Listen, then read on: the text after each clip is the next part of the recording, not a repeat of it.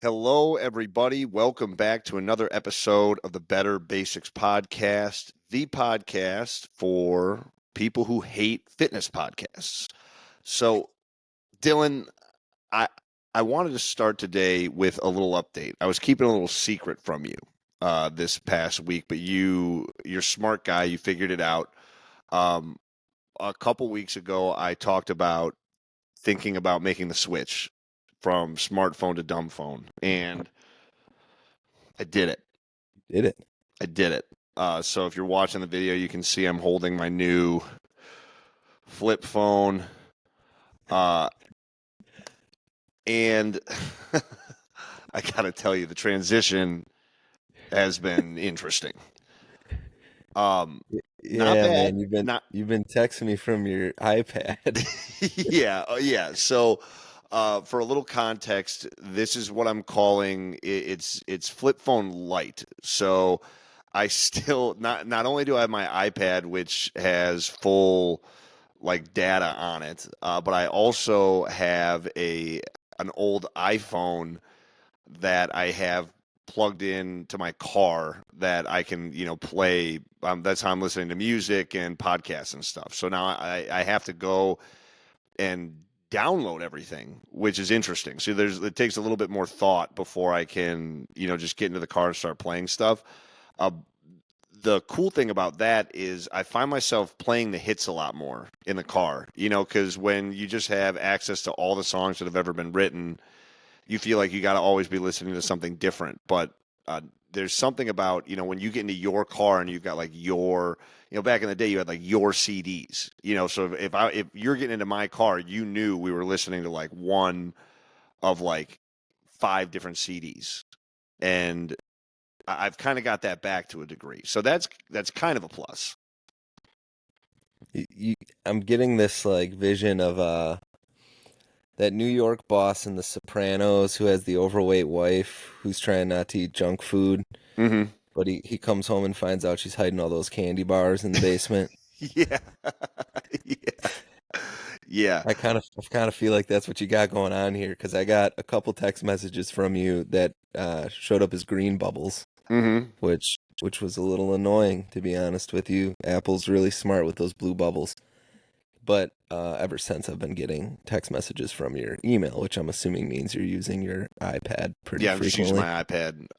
my iPad. There's a couple pros. I guess let's start with the pros. The pros quickly are one, talking on the phone is badass. It just looks cool. Like being able to talk on the flip phone is sweet. So that's cool. Um, and then I will say, like, what is really interesting is not having my smartphone just sitting on the table at night. I'm not compelled to just like randomly check Instagram or go on Facebook or check email. And so spending time at home at the end of days has been like really nice and peaceful, which that was the intention, to just try and separate myself from social media a little bit more. But practically, our world has just become so intertwined with having a computer in our pocket at all times. Like, for example, my partner, she sent me, Tay sent me a text message, like a screenshot of a conversation Mm. he was having, and I couldn't read it on my phone.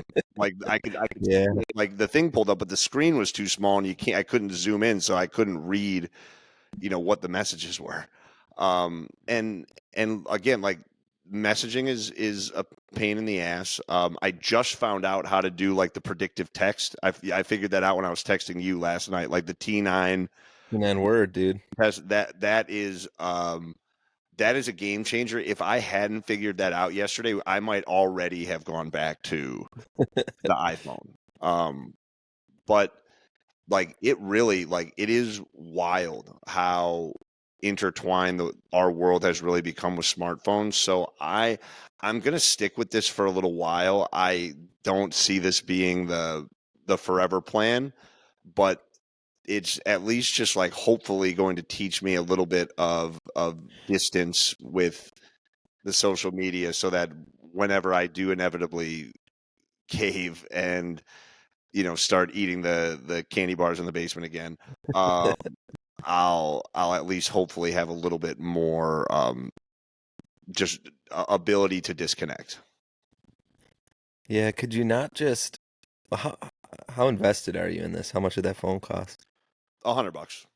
Oh, all right. So that's nothing. Could you not just delete all of the apps from your smartphone that you're trying to restrict yourself from and leave those on another device elsewhere? Mm-hmm. Maybe that's your next assignment. Give this a couple more weeks, see how it goes, and then I don't know, would you be too tempted to re-download them? That's well, so I've done that in the past where like if I need like that social media cleanse where I'll like download or delete Instagram, turn off notifications. I already had like notifications turned off for everything anyways, and it's just the fact that I know it's there. I know that I Yeah. have the ability to use it. So I think it really is one of those things that I know it's more like what does it say about me as a person, and like I know that it's something that I'm going to need to get a hold on. But it is really interesting to to just see how intertwined our world really has become with these pocket computers, and one just how inconvenient life feels without it, because I think Mhm. that is really the key takeaway is things feel less convenient, but for the majority of human history, I mean, like, well, for the majority of Yeah. human history, we never even had, like cell phones are a brand new invention here, let alone smartphones. So, I think it's just one of those things that we've just turned into such an instant gratification society, even sending a message with that predictive text, where if I can type out a full paragraph to you on an iPhone in, you know, 20 seconds, where like typing out one sentence on my flip phone, it takes a minute and a half. So, it's just it's an interesting little experiment. Yeah, you'll have to go back to the old school BRBs and TTYLs I'm serious. Like, I in get a row. why I get why we texted like cavemen. Like, and that actually might be one, if we're looking for a benefit of smartphones, is we people have started to text like I mean, when I'm on an iPhone, like I text in way more complete sentences now. So, Yeah. maybe like for as far as like the English language is concerned, maybe iPhones are a good thing. Technology's tough because its whole purpose is to make life easier. That's what innovation sort of aims to do, is solve a problem that a lot of people have. I think sometimes it just goes a bit too far. And what you're doing is really trying to go all the way back. And there's got to be some place in between where you can still reap the benefits that have come with innovation while restricting yourself from the consequences, the unintended consequences that have come with life just getting too easy and convenient and here and now and immediate. So Yeah. I commend you for doing it. Godspeed, brother. It's cool. But I don't know how much longer you're gonna make it. I don't know how much longer I could make it if I were in I your don't know. shoes. It's it's yeah, it's not easy, but I'm gonna give it a shot for a little bit longer, at least through our golf trip next weekend. All right. That's a promise. That's actually kind of shit though, because we have a really good group message of all iPhones Mhm. that'll Oh, be and I'm communicating. messing up the You're gonna fuck the the whole thing up. You're damn gonna be the green text guy. the So damn. we'll be putting that peer pressure on you. All right, let's transition into this week's hot topic. Uh, Dylan, this is something we've talked about before, but now there's a new study just kind of verifying some stuff that we've already known or are already discussed. So why don't you share it with the people? Yeah, there's a number of studies that exist that confirm this, and now we have another. And we've talked about countless times how building muscle and um, strength and a good physique, it's difficult. It takes time, it takes consistency. There isn't any magic formula. There isn't some 30-day program that's going to make you super strong or buff, right? It's a long-term game of consistency. But once you've earned that, maintaining what you've built really requires very minimal effort. And so the newest study they have on the topic wanted to look at how often do you have to train to maintain the muscle that you've gained. And so they looked at 12-week training block, and the participants in that 12-week period either trained once a week or once every 2 weeks.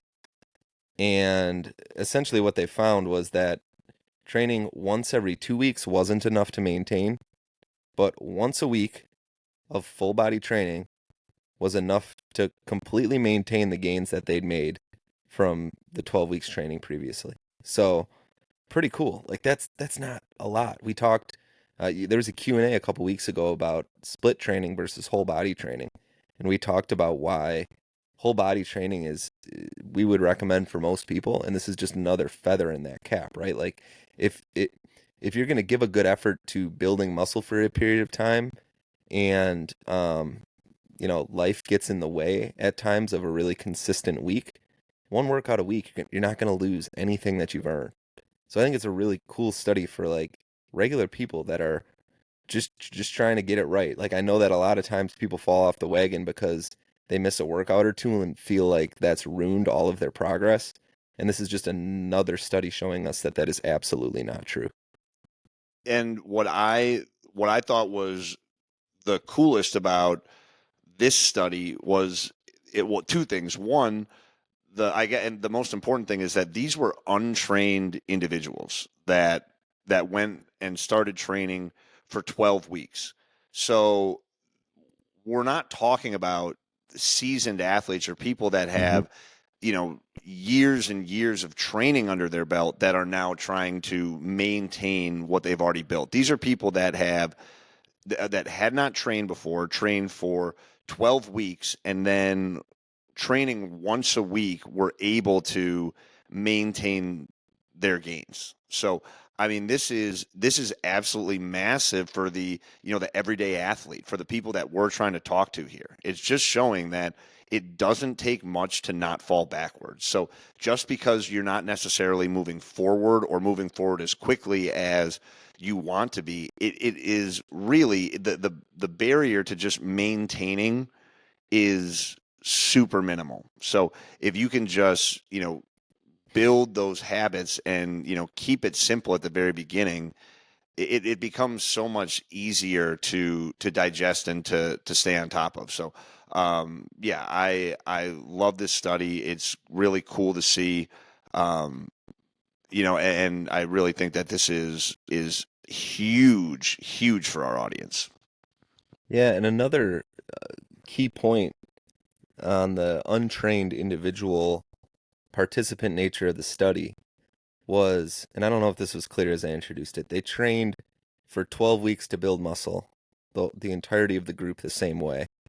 Then they did 12 more weeks where they either trained once a week or once every 2 weeks. And it was the group that trained once a week for the following 12 weeks that maintained that muscle. But what's really cool is that untrained individuals trained for 12 weeks, right? 3 months. And they built enough muscle in that 12-week period of time to do a statistically significant study on muscle maintenance. So, it's cool, right? Like these people aren't people that were training regularly. They were people that were getting off the couch. They went for 12 weeks, they put on some muscle, and they were able to maintain that muscle with one workout a week. So, yeah, just totally resonates with me, should absolutely resonate with the people that we're talking to. They've done studies like this with trained athletes, with people who have been training before.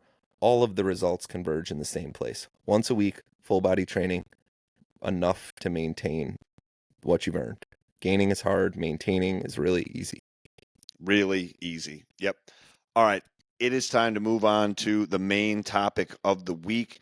This week, we are going to talk about overcoming the top 10 health and fitness fears. So we have compiled what we believe are, the 10, 10 of the major fears that people have surrounding starting a health and wellness routine. So we're just going to go down the list here, and we're going to, just talk about why each of these things, why they exist, and then, what we can do to get past them. So I think there is no better place to start, but the most obvious fear for a lot of people is just that fear of failure. So I think the most important thing that we can do with any of these fears, but the fear of failure specifically, is just acknowledging that it's normal.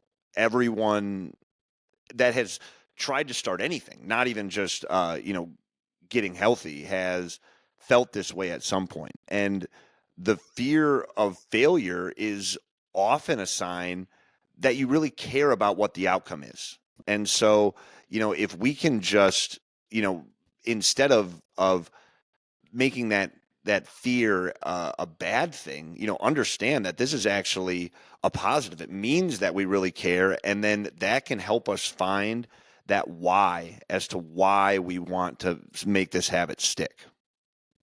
Yeah, and I think the transition for me with regards to kind of overcoming this fear, I certainly had this fear mostly because I've failed many times, right? Like many times in my health and fitness pursuits.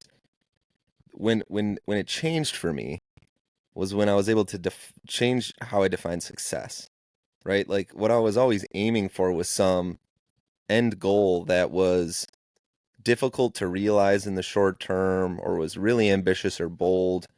And so every time I set out to do that, I didn't achieve it quick enough, or I wasn't realizing the results, or the results were never going to come sort of in the way that I expected them to. And so to redefine what success means, it could simply mean being consistent, showing up at the gym twice a week. It could be as simple as um, getting a good program in place and aiming to check that box off every week that you've achieved what you set out to do versus, put on 30 pounds of muscle or look totally different in the mirror. There's all these little micro wins you can find along the way that are easier to achieve and I think make that fear of failure a bit easier to overcome. And another thing, so, what we're talking about is failure in like the macro sense. So not succeeding in the goal of, losing weight or building muscle or whatever, that goal may be. Uh, but another way that we can reframe the fear of failure is on that micro sense in each individual workout. This is something that, yeah, I've spent a lot of time talking about with my one-on-one clients, where in the gym, failing is a requirement.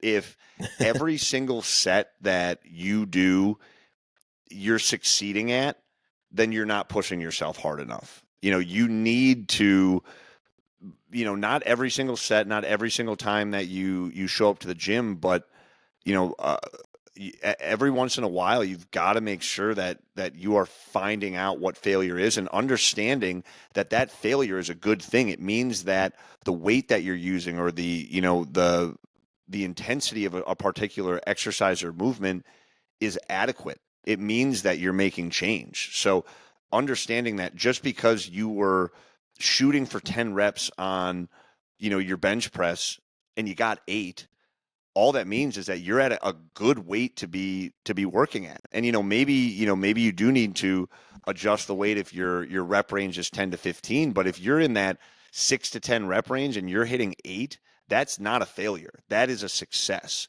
And if you can keep approaching failure with that mindset time after time, then you are going to get strong fast. Yeah, a lot of it's just about reframing what failure means, like as a macro concept too.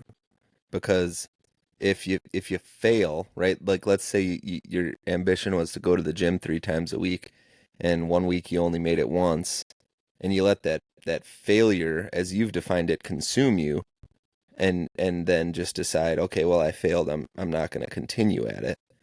The failure in that's just an opportunity to learn, to adjust, to improve. Simply take inventory of that week, figure out maybe why you weren't able to meet the goal that week, and don't beat yourself up for that failure. And as I'm saying failure, I'm putting it in air quotes because it's not really a failure in the sense or terms that I think we typically look at it through. Rather, just an opportunity to figure out why did that not work for me and how can I adjust so that it does moving forward. Maybe it is simply I was lazy, I was on the couch watching TV, and you got to figure out how to build some consistency, some habits into your life to make it more attainable. But yeah, failure is not always a bad thing. There's opportunity in failure. Before we move on, if you can hear I have the world's loudest cricket right outside of my You do. window. I can hear it. You can hear that? Okay, well, if it's Yeah, I getting kind of like it. well, it's getting through on the recording, so I just wanted to address it for the people at home. That is the world's loudest cricket that is apparently right outside my window right now. That's what you get when you live in the woods. I suppose so. All right, what's the next one? Next one we got here is fear of judgment, and I think this one is huge. I think there's a pretty significant misconception about what the gym atmosphere feels like. I know that I've been in places and times in my life where I wasn't in the best shape, and wasn't all that strong, and often felt like, if I wasn't lifting enough weight, that the people around me would be judging me for it, or that I wouldn't fit in right in that environment. And 99% of the time, I found that to be totally bullshit. People in the gym are pretty consistently some of the nicest people you'll ever find. It's a place where most, if not everybody, is going to improve themselves, and are in there with that mindset and are generally pretty supportive of people. And I think this fear of judgment can also lead to some dangerous decisions. There were certainly times in my lifting journey where, because I was concerned about what other people thought, I would grab too much weight, and as a result, ended up hurting myself. So it makes a lot of sense, right? Like it's a new environment. You're not really good at lifting weights or working out just yet, sort of as you would define it, or maybe relative to what you expect to see from other people in the gym. But really, it's just a hodgepodge of people looking to improve that are, for the most part, generally supportive. And I think you'll find that more often than not in a gym environment. Yeah, and you just got to remember that everybody started somewhere, Hmm. and if you can just zoom out a little bit and understand that the person that you are now and the person that you're going to be in a year, if you stick to this, is going to be wildly different. And then, multiply that by 3, 5, 10 years. And so, just understanding that the journey has to start somewhere. And, so that is, step one. But then also, like you said, the gym can feel intimidating, especially if it's not a place that you have, much, if any, experience in. Um, but, I promise the guy, in the squat rack, trying to squat 4 wheels is not paying attention to how much you're shoulder pressing, Right. and Yeah. honestly, like everybody is so self-focused. I mean, in general, this isn't even necessarily just a gym quality, but especially at the gym, everybody, for the most part, is so focused on what they're working on that they aren't even really paying attention to the other people around them. So, just understand that you are that everybody is just in that same headspace as you, and and that's okay. But if you are in a gym that just doesn't make you comfortable, there are so many gyms Find out another there. gym. If you are Yeah. really in a place that is not supportive, that does not resonate with you, um, then I suggest that you find a different gym, because they really can be one of the most supportive places in the entire world. I think there's just this inherent flaw in the health and fitness industry in general, especially with social media being so prevalent, where judgment is just baked in. Like it especially on social media has essentially just become about judgment because people are just trying to portray themselves as some symbol of perfection when it comes to health and fitness to sell you on what they're pushing or whatever it is, when really what the gym is about is imperfection. Like it's never perfect. It's a bunch of imperfect people, not in the pursuit of perfection, but simply in the pursuit of improvement. So if you can kind of remove yourself from the world of social media and being influenced by these people that have these insane physiques and the things that they're promoting, that shouldn't be your aim or ambition, right? Like, go there, to your point, Matt, where you are. You have to start somewhere and set out on an ambition to just continually improve over time, little wins. And I think that can help kind of overcome some of this fear of judgment that I think is more an internal fear that isn't actually externally realized all that often beyond what we're telling ourselves in our own heads. For sure. The next one is the fear of injury. And, obviously, if you are not comfortable with the gym, if strength training is something that you have little to no experience in, and if you would consider yourself out of shape, I understand the fear. You think, oh, I'm going to start lifting weights, I'm going to hurt my back, or I'm going to tweak my knee, or my ankle's always been a little wonky, or I've got shoulder issues, and people are always afraid of making those things worse, and rightfully so. What the last thing that you want to do when you're making a positive change for yourself is to end up making things worse. And so, I totally understand this fear. I also think that this fear is one of the most easily prevented.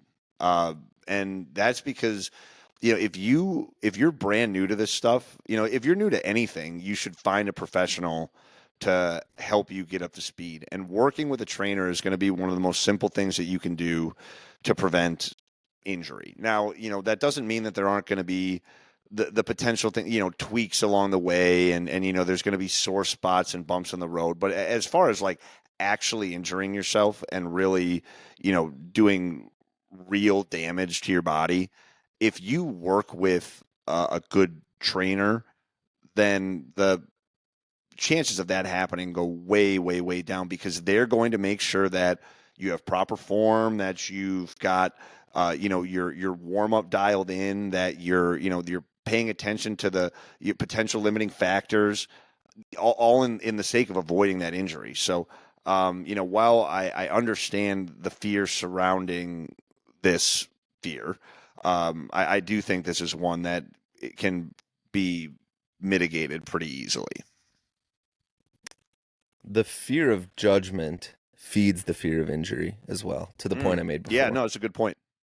Like this idea that you have to show up and be great at everything or lift really heavy weights to fit Yeah, into the culture of the gym is often responsible for our ego leading us into things that we shouldn't be doing. Um, so if you can overcome that fear of judgment, I think it's also easy to overcome that fear of injury, because really the point we made before, you have to start where you are. And that may mean that you're not going to that squat rack and throwing four wheels on, as you said before, but maybe you start with some split squat variation to learn the movement, or maybe you start with yeah, a kettlebell goblet squat and get those heels elevated so you can ensure you have the pattern right, right. which is where the trainer can be really valuable as well in ensuring that you're getting good information from the right people with the right intentions. Um, but like you said, if you have the right plan in place, you have the right support system, injury shouldn't be a concern. And by strength training and doing it consistently, you're actually setting yourself up to prevent injury down the road, which is a really important point. Yeah, 100%. Anytime, that somebody comes in and is like, "Oh, I just don't know, I've got, my low back, or I've got this shoulder or whatever." And, you know, I- you always, you need to figure out what they mean by that. But for the most part, if it's just misuse injuries or just like, something chronic, a lot of times proper strength training is going to help sort some of those It's the issues best out. cure for it. Yeah. The other thing quickly that I just that I think is a real common misnomer in the gym is the no pain, no gain mindset. And that's something that fortunately it feels like people are talking about less and less nowadays. But I still hear it with clients where of course there's going to be discomfort, but there's a difference between discomfort and pain, and hmm we want to push ourselves into discomfort and past discomfort. That's how we grow. But if you are in pain when you're exercising, like when you're strength training, then something is off and we need to adjust. So, I just think that's another one of those things. Like exercise doesn't have to hurt. It does. It should be uncomfortable, but it does not need to hurt. Speaking of no pain, no gain, did you see that Damian Lillard was training with your boy? My boy. Your guy, fuck, I can't remember his name now. The ex-Marine, um, Goggins, David Goggins. No, Lillard's training with Goggins. Oh boy. Yeah. Oh boy. Championship. Oh man, yeah. Or his knees are gonna disintegrate. Yeah, one or the other. One or the other. Oh man. Uh, Well, I anyway, mean, all at right. least, yeah, at least his mindset will be right for sure. That is true. You bet. Next one we have here is fear of commitment, and the fear that, committing to some long-term fitness regimen or some, big goal or lifestyle change may impede your ability to follow through on that. And again, I think the anecdote to this is some of the things that we've already said before. And it's very much about, you don't have to bite off some long-term regimen. You don't have to take on some significant lifestyle change in the short term. Let's figure out the minimum effective dose in the short term to elicit positive change that's sustainable, that's digestible, that is not easy, but attainable, right? And figure out what that is and pursue that for a period of time until we're in a place where we can take that next step. We've said before, Everest is not climbed in a day. So let's figure out what are the things we can do that'll be beneficial, that we can implement to take those first few steps. And as you get a little further up that hill, you can improve on that, and you can seek new ways to continue to adapt. But if you're relatively new or you're returning to the gym, it doesn't take a lot, right? That strength training in general is going to be a novel enough stimulus to build some muscle. And so the fear of commitment, in my opinion, can be overcome by reevaluating what we're committing to. Yeah, I mean, it's just like you said. It's just about starting small. It's not going, 0 to hero overnight. It's just starting with those manageable steps. One way that I was talking to a client about it the other day, because so often when somebody is starting this lifestyle and this transition, they want to go gung ho. They want, everything to start happening right away. So they're like, oh yeah, no, I'm going to start working out 5 days a week. I'm going to completely cut out, all refined sugars, and, and everything is going to be great. And I'm going to drink a gallon of water a day. And, I, how I kind of just like the analogy that I used was, it's got to be like dating. Start slow. Get a cup of coffee with your fitness routine first. This is not we're not booking a 3 week vacation in wine country. I love that. When we just started. So it's really important that you start small, you start realistic, and something that you can really stick to on your worst weeks. Because as we know, based on like going back to the hot topic, this, that we started the show with, once you've built a solid foundation, maintaining it is really not that, not that much work. So it means that you just need to start the habit, get the ball rolling in the right direction, and making sure that you're not going to 75 hard it, which means we're going to go balls to the walls for about 75 hours, and then we're going to go back to whatever we were doing before. Yeah, if you spend the first 3 dates planning the wedding, that relationship's probably not going to work Right. out too well. Yeah, exactly. All right. The next one here, this one is great. I had not thought of this one, but I think you nailed this one, Dylan. It's FOMO, fear of missing out. Uh, with a lot of people, when they look at quote unquote healthy people or fit people, they are seeing all the things that they can no longer have, because the fitness influencer that they're listening to is telling them that if they so much as look at pizza, that they're going to gain weight. Oh, by the way, quick aside, anybody that says that if you're craving pizza, it means that your body actually needs sweet potatoes is a fucking asshole. Like, have you heard this whole this new thing where it's like if you're craving X, it really means your body needs Y. Like if you're craving ice cream, it really means that what you need is a banana.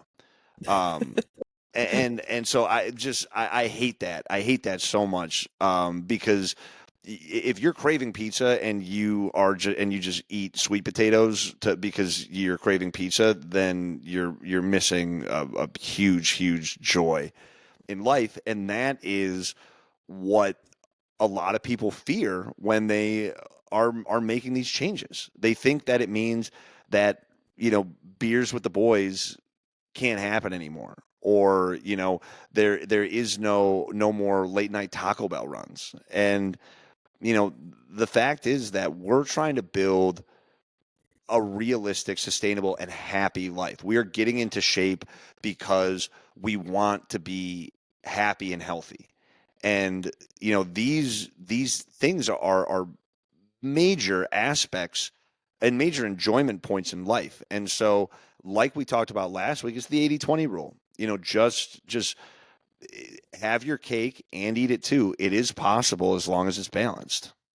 Yeah, it shouldn't be the fear of missing out. It should be like confidence and the ability to have more to some degree. Like you can have your cake and eat it too, because you're having that pizza when you crave it, but you're also having a healthy smoothie for breakfast, and you're getting to the gym, and you're doing things that are good for yourself and balancing that with things that are good for yourself, just in different ways. Like health is much more than just your exercise and the food that you put into your body.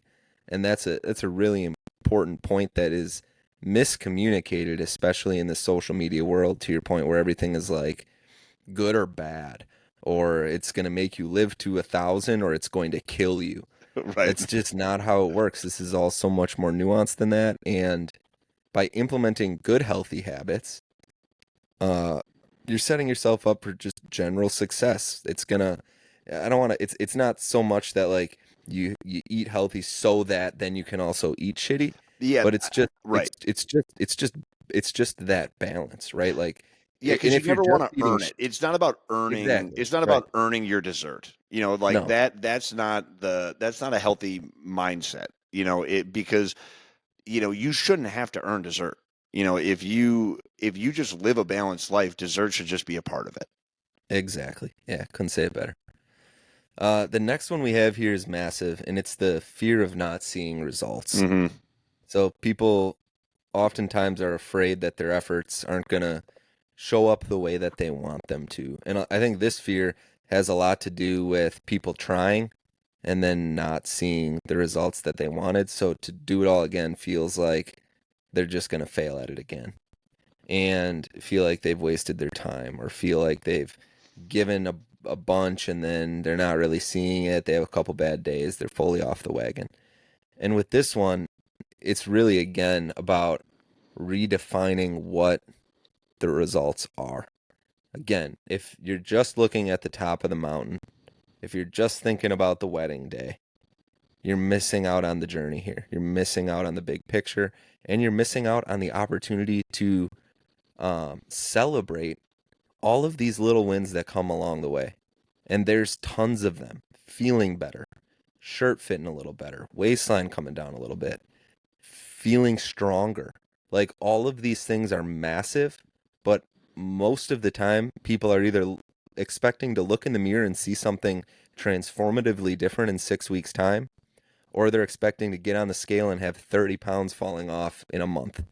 And neither of those are good ambitions, especially in the short term, nor are they likely to occur that quickly. So, what are the little things that we can define as successes that we can realize in the shorter term so that we can build a sustainable lifestyle, something that we can do consistent? We talk about this all the time, but this is the formula. What can I do consistently for a very long time? Because if you do it long enough and you do it consistently, you will get to the top of the mountain. You will get married. You will get to that end ambition that may exist in the back of your mind. But there's so many little opportunities that come before that that we really should be paying more attention to that can help us overcome that fear of not seeing this result that we feel like we're supposed to achieve. Yeah, I mean, it's just not Amazon Prime. There is no Right. free 2 day shipping here. Or I mean, by you, Dylan, are you same day? Are you in the We two got same hour? day, dude. It's Yeah, fucking wild. that's wild. Yeah, but that right. Doesn't feel right. Yeah. Like that's not how this works. And if you're looking for the quick fix, then I mean you're barking up the wrong tree here. And the measures that you're going to take and the corners that you're willing to cut are going to have, some really negative impacts in the long run. It's just setting those goals beyond beyond the scale. So and we've talked about this a ton, but how do you feel? How do your clothes fit? And are you getting stronger week over week, month over month? And if those three things are all trending in a positive direction, then you can bet your ass that the body recomposition stuff is happening too. And Mhm. those bigger goals are coming into place. It just takes a little bit more time because, Rome wasn't built in a day, and neither was a sick bod. So, you just got to give it time. You got to be patient, and that is going to give you such a healthier perspective on why you're doing all this stuff, as opposed to just like wanting to get it right away. The best pursuit when we're looking at results, in my opinion, is strength. Just aim to get stronger over time. Like that, it's so objective. It's so easy to record. It's so easy to see on paper or in an Excel sheet. All the fitness programs that we sell come with logs so that you can log your workouts. If you're adding a rep or slowing down your tempo with the same weight or upping the weight some, you're progressively overloading that weight. There are good things happening to your body. And it may not show up in the mirror immediately. It definitely won't show up on the scale immediately because if you're building muscle, you're going to hold more water in your muscle bellies. The scale could, in theory, go up. But over time, as you get stronger and stronger and stronger, and your metabolism becomes better and better and better, there will be a tipping point in which, if it's weight loss you're after, that weight loss will fall off. If it's body recomposition you're after, you'll look in the mirror one day and see something, in line with what you're after. But by just focusing on strength, by getting stronger, um, that fear of not seeing results goes away because you'll be able, on a workout by workout basis, to see positive results, a positive trend in the effort that you're putting in. Yeah, for sure. Um, the next one here is a real one for a lot of people. This one can be really tough. The fear of starting over. A lot of people have done it. They've made the commitment where, they've been in shape before. And for some people maybe that was high school, maybe it was college, whatever the case may be. Maybe it was before they had kids. But now they look at themselves and they think, well, things are different now. And so there's no way that I could possibly, get back to that. And so, I guess like step one with the fear of starting over is understanding that we are constantly changing human beings. So you're right. If you are comparing yourself to your high school self, then you're right. You're probably never going to get back there again. But guess what? Like you're not supposed to. That's how we change, we grow. Things are supposed to be different when you're 40 versus when you're 20. So, one, it's just making sure it's reframing that restart. But then, also understanding if you are somebody, maybe you used to be an athlete and, now you don't play sports anymore. You haven't played sports in a couple decades, and you just don't know where to begin. Understand that progress is not truly lost. Muscle memory is real. And though it Hmm. might take you a little while to get back on the horse again, and there are certainly some things that, if you are, 30, 40, 50 pounds heavier than you were than the last time that you worked out consistently, there are going to be some things that you're going to have to just sort out with that, the new body that you're carrying around.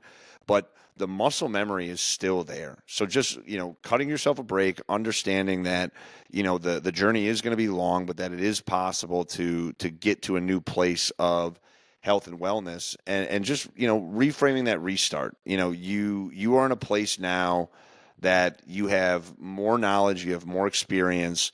Even though you might feel like you're starting further back, you're going to be able to accelerate faster because you have that. Everything that you've done in the past is still it's still stored in there somewhere.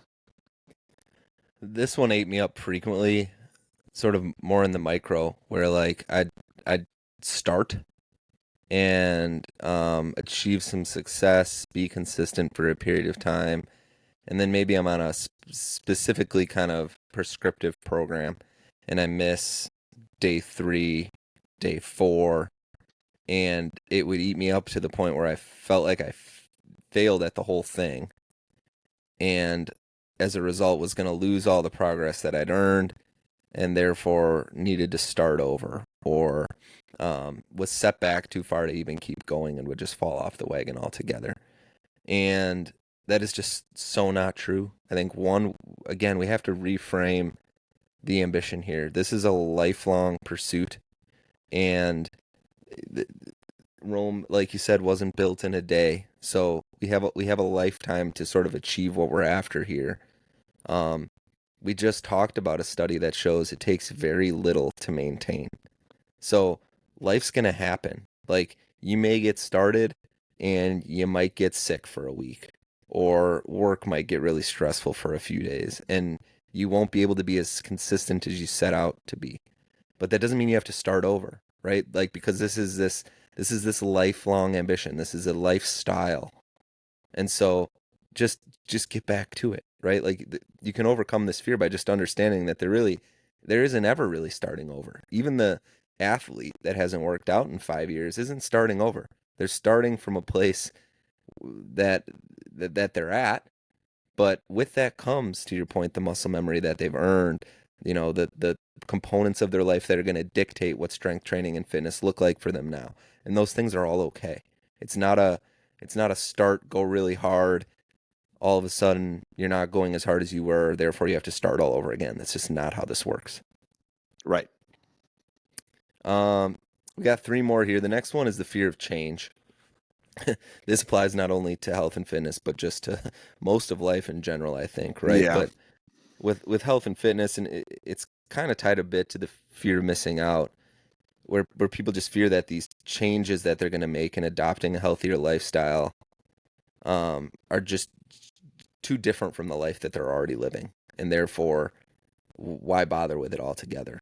And again, this just comes down to taking it in more digestible chunks, sort of evaluating where you're at, figuring out how to get started, figuring out how to build some habits, doing those consistently, and continually improving on them over time. If the change you're trying to make here is just outlandish and overly aggressive, it's not going to work. So don't buy that insane 30-day fitness program that's promising you some ridiculous results that you'll never achieve. Find a good trainer, or take some time just to journal and think about sort of, here's where I'm at and here's what I want to achieve in the short term, and set off in pursuit of that. Just make some small changes and Right. then let those small changes cascade into even better ones over time, instead of trying to take this giant bite out of some massive apple.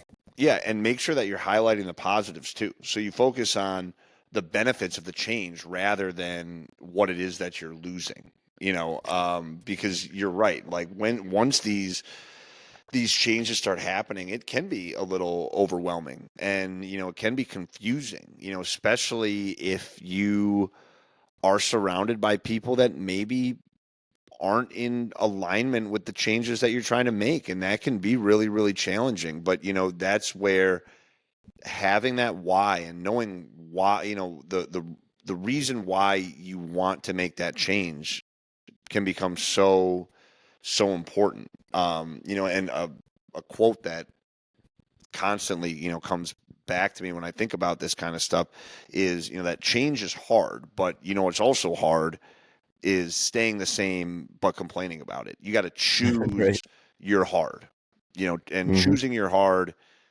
Everything is hard. Changing is hard. Staying the same is hard. Growing is hard. You know, Staying in the same place is hard.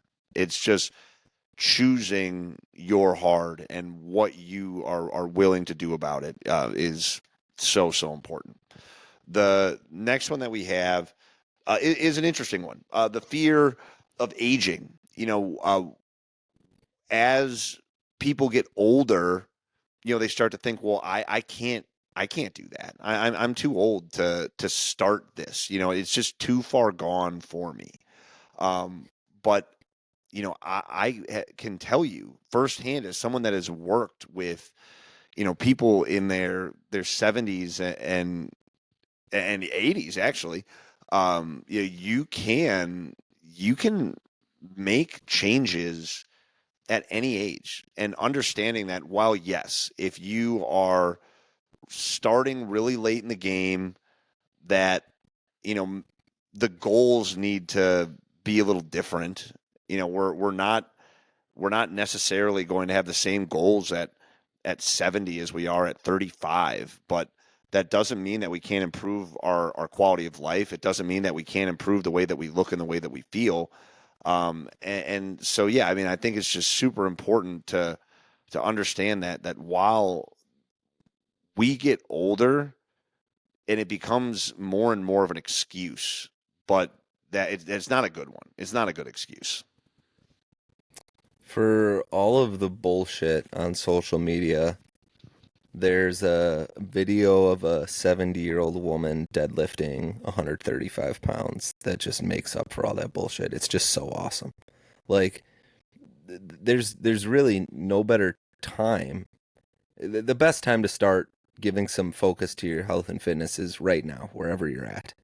But especially as you age, the best way to stay young or to live younger longer is to ensure that you're strong, that your body is moving functionally, and you achieve that through strength training. So while you may not be able to deadlift what you did in your 20s, 30s, 40s, whatever, um, maybe the exercises have to change some, but staying strong, maintaining that strength into older age is going to set you so far apart from your peers at the same age. It's unbelievable. The things that you'll be able to do, the experiences you'll be able to have. So it's really, I think, important for people to overcome this one. I talk to my parents about this all the time.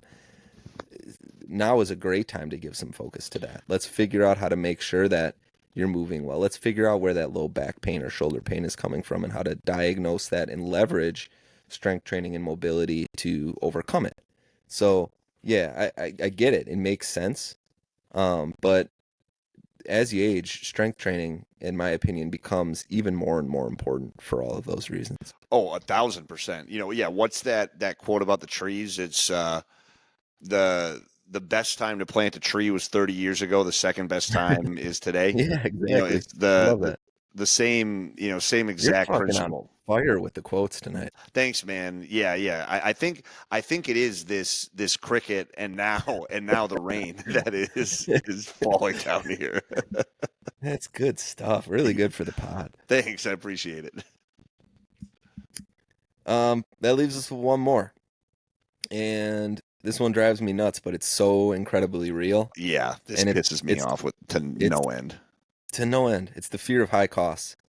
A lot of people are afraid that pursuing a healthy lifestyle, that eating better, that getting in shape is just too expensive, right? Like I got to eat all the organic food, I got to buy every supplement, I got to get the most expensive gym membership.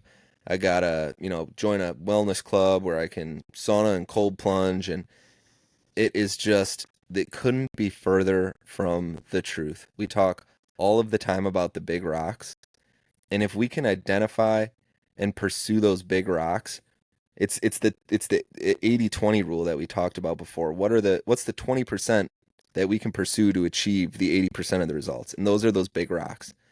And most of those things are free. Like you could become healthier and more fit really without spending another penny. Sleep better. That's free. Buy more vegetables and, less processed foods than the ultra processed ones. For the most part, those are less expensive. Move your body more. Go for a walk. Do some body weight training. None of this has to be expensive or come with high costs. Social media and smart marketers have convinced us that non-organic food is going to kill us and that we need to take every supplement on earth so that we can live to 110 years old. And those are just the smallest rocks. If you get the big rocks right, and 10 years down the road you've been consistent at them and you want to figure out some additional tweaks that you can make and you have the resources to do that, you can absolutely look to some of those other things. But to get started and really to be good at it for a long period of time, really forever if you choose, it doesn't have to be expensive. No, it doesn't have to be expensive. Now, some by buying some quality equipment, programs, investing, that is one thing is, we people complain about the high costs and then, turn around and drop $500 on a weekend because, they went out to eat with friends and they went out for drinks afterwards and they did this and that. And, just understanding that it is an investment. It is a time investment and there is going to be some monetary buy-in, and spending a little now on your health is going to save you so much in the long run. That's step one. But the other thing that I think is really interesting is, anytime that you look at somebody getting into a new hobby, a new lifestyle, whatever it is, the person that goes out and immediately buys all of the top end of the line gear and drops a couple grand on the newest this and the newest gadget, those are the people that you can bet your ass are going to have those items posted for a deep discount on Facebook Marketplace in Yeah. under 6 months, because they are buying the thing to validate that feeling. They're using the purchase of the item to give them that dopamine hit. The look who I'm becoming, as opposed to the person that just works in silence. The person that is making the changes and is at the beginning is just looking for the more budget friendly items because that's what they're willing and able to invest. There are so many 100% free resources out there, one to begin with. We have one on our website, with the basic home.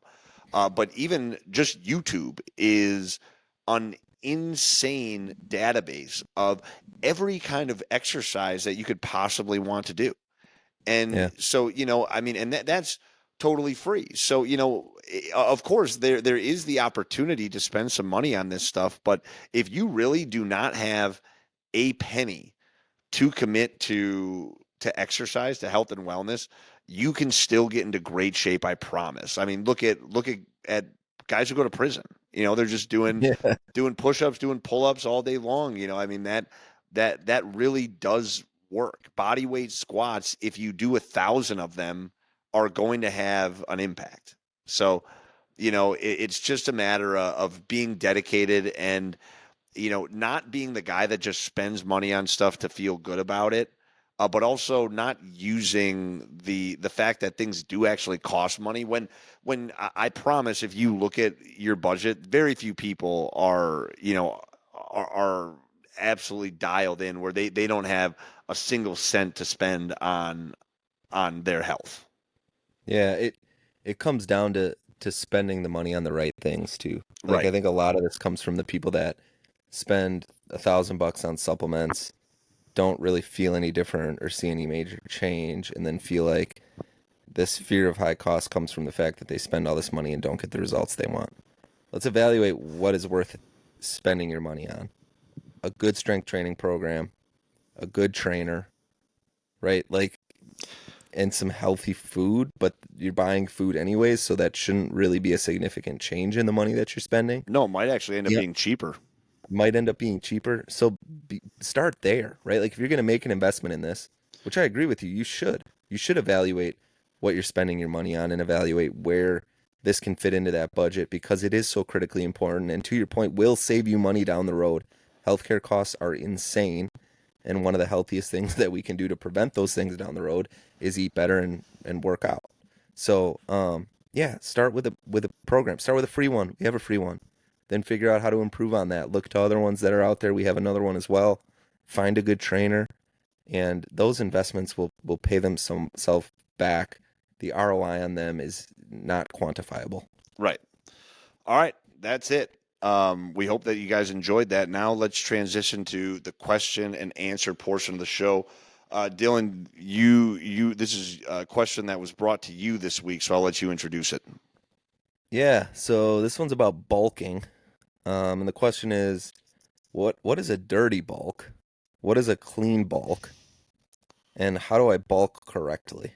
Okay, so awesome question, but I guess like my question back is why do we want to be bulking? Not that it's bad. It's just this is a advanced training technique that we've talked about in the past. So a lot of times people will use bulking as an excuse to just not pay attention to their diet. And we'll get into the dirty bulk in just a second. But let's talk about like in general, a bulk is a phase of training where the primary goal is to gain muscle, which often means that you're going to be consuming more calories than you burn. So the two major categories of this bulk is that dirty bulk or a clean bulk.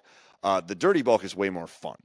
Basically, a dirty bulk involves being in a calorie surplus and just eating whatever it is you want. Cheeseburgers, milkshakes, French fries, potato chips. It is all on the table. You are just trying to stuff your gullet with as much food as you possibly can. And the focus here and the reason why it's effective is because if you're not paying attention to the nutrients that you're consuming, you're just trying to, hit your protein totals and be in a calorie surplus, you have the opportunity to gain a lot of weight very quickly. But you referenced this in a show a while back. A lot of people just use the dirty bulk as an excuse to just eat cheeseburgers after their exercise. And, so it really can, if you need to gain a bunch of weight fast, this is probably the route for you. There are some cons, the main one being that you're not really paying any attention to any of the health markers, the cholesterol, blood pressure, insulin sensitivity, any of this stuff that could be affected by consuming unhealthy foods. Now, a clean bulk is eating in a calorie surplus, but you are paying attention to the foods and the nutritional values of those foods. So with that, you're going to get a better control over the fat gain, and you're going to have, improved overall health and wellness that comes with that. But you're also realistically going to have slower weight gains compared to the dirty bulk. Because if you're eating in a calorie surplus while paying attention to the nutrition values of the foods that you're eating, you're going to prioritize protein. You're going to have a lot of whole foods, and whole foods and proteins are very, very satiating. It's going to be a lot harder to eat as many calories as you could in a dirty bulk. Um, did I leave anything else for you, Dylan? I would just say, how do you do it correctly? You define what your maintenance calories are. There's calculators that can do that. Trainers can help you do that. And you eat somewhere between 3 and 600 calories above that for a period of time. Again, with an ambition to put on more muscle. For me, I'm not really strict at managing my calories. I pretty much maintain a pretty similar weight on intuitive eating. If I want to give, 4 to 8 weeks to really trying to pack on some muscle, the way that I'll do that is typically just add more avocado and more dairy. So like a couple glasses of milk, half an avocado with my eggs in the morning. That's 3 to 500 calories a day. And it's just kind of a simpler way to consider doing that. That's not as unhealthy as maybe that dirty bulk. Milk is actually like such a bulking hack. And it really is a great way to just get some extra calories and protein along with it too. So I'm with you there. A bulk, I just feel like if you are talking in those terms, there should be a reason for it. Like I really would question just our everyday athletes, if you're bulking, why? And then, if you're cutting, why? What are the goals here? And just making sure that you're doing it for the right reasons and you're doing it smartly, because I feel like a lot of times these things we can just say them and there isn't a great plan in place, and then it can just lead to building some unhealthy habits. So that would just be the follow-up question that I would ask. If you're interested in these types of bulks, what is the point? Now, if you're CBum, if you're going for Mr. Olympia, then obviously, yeah, like you need to have bulking phases, you need to have cutting phases. But for the majority of us, I really don't think it's all that important.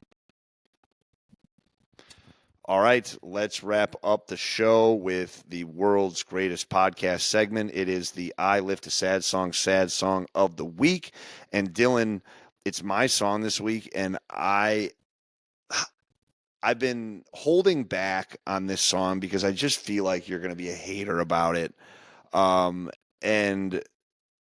so, I've been trying to avoid it, but I just can't do it any longer. It's time that the people hear one of the greatest sad songs to live to. It's Wildest Dreams by Taylor Swift. I That love it. song is so freaking good. And listen to Taylor's version. But it is a killer gym jam. If you are, you get the headphones turned up really loud. It is absolutely, it gets you in the right mindset to do some heavy squats. So, what say you, Dylan? I love it. Can't wait to work out tomorrow. Gonna blast that shit. All right, perfect. All right, everybody. Thank you so much for listening. We really appreciate it. We'll see you next time.